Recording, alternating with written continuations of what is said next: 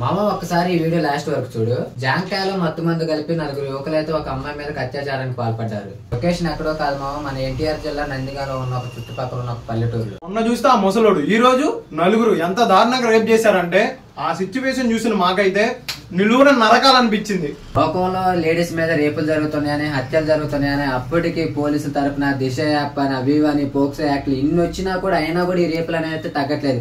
ఏదైనా ఉంటే మా వెనక పొలిటీషియన్ ఉండో, లేకపోతే మాకంటే బ్యాక్గ్రౌండ్ ఉంది, మా దగ్గర డబ్బు ఉందని డబ్బున్న గుద్ద వరకుతో ఆడపిల్లని రేప్ చేసినా కూడా గుద్ద మూసుకుని ఉండాల్సి వస్తుంది. ఇప్పుడు న్యాయం అనేది ఎలా ఉండాలంటే, రెండోసారి మగాడనే వాడు ఆడదాని మీద చెయ్యాలంటే పడే శిక్ష ఎలా ఉండాలంటే వాడు వెన్నులు వణుకు పుట్టాలా, పుచ్చపోయాలి ఒక్కొక్క నా కొడుకు. ఇంకొకసారి ఆడపిల్ల జోలికి రావాలంటే వాడి వెనక ఎంత బ్యాక్గ్రౌండ్ ఉన్నా సరే, వాడికి సపోర్ట్ గా ఎంతమంది పొలిటీషియన్ ఉన్నా కూడా, వాడి చేతులు ఎంత డబ్బు ఉన్నా కూడా ఆడపిల్ల జోలికి వెళ్ళాలంటే గుద్దమ్మటి నీళ్లు గారాలి.